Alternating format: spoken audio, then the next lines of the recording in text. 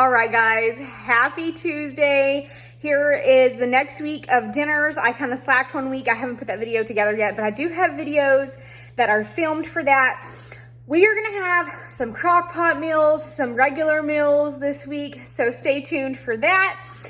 We also are going out of town this Friday, so I'll add some of those meals in there or maybe make a separate video. So the first meal that we're gonna start off with this week is a Crockpot meal. It's gonna be Philly cheesesteaks. Let's get to it. Alrighty guys, so we're starting off with the Philly cheesesteak.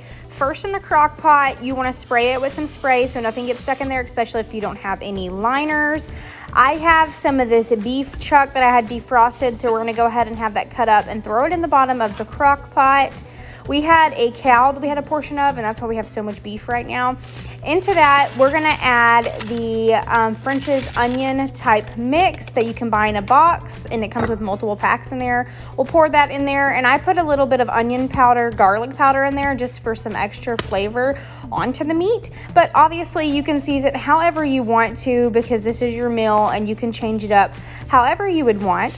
So after we're done seasoning all of that up, I also added some Worcestershire sauce, I don't even know how to say it to be honest, but we added that in there and some beef broth. With that, you want to get this all mixed together because it needs to be coated over all of the meat so it cooks evenly. It cooks well because it's all covered.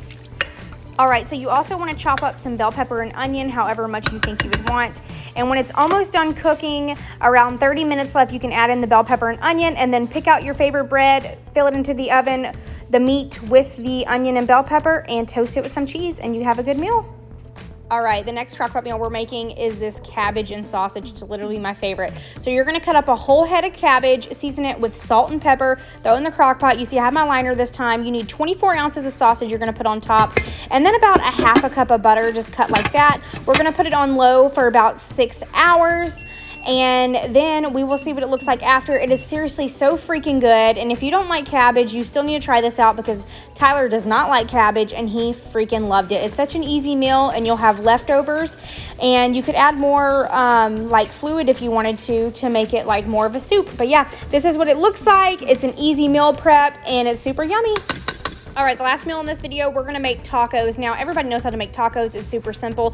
Usually, I actually cook up Tyler's shells in a crock pot because that's how his family does it with corn tortillas. But this time, we just use the box. So first, I always cut up onion to add to my meat because it just tastes better. So we have some onion in. We're gonna let that get a little bit warm and then add in about 1.5 pounds of ground beef. Now, you can do ground beef or ground turkey, but recently, I always do my tacos with ground beef because that's just how you do it, even though ground turkey is a little bit better. Season it however you want. I always season my meat for taco meat with onion powder, garlic powder, and some taco seasoning at the beginning. And then after it starts to become brown and down a little bit, I take out some of the grease. And then I will add in some more taco seasoning with water and then cover it so it gets that taco-like texture that you get when you use the actual taco packs.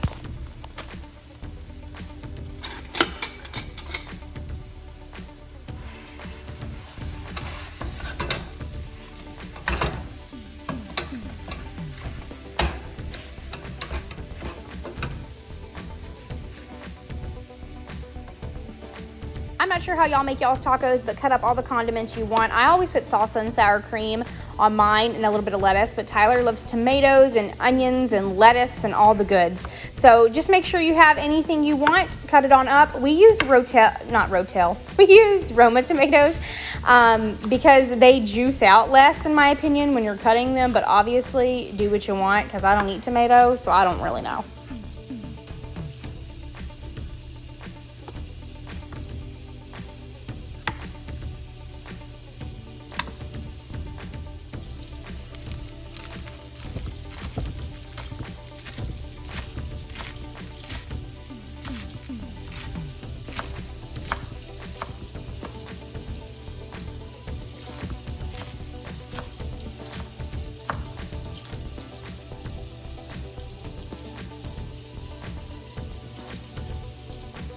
All right, so for the taco shells, I have these. Now, if you don't know, because I know people who didn't know, you have to bake your taco shells or they're gonna taste stale.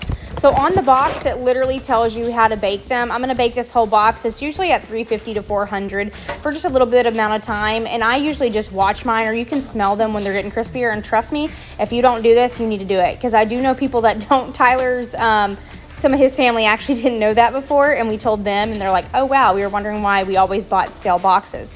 So just make sure you're always toasting up your taco shells if you're not making them yourself.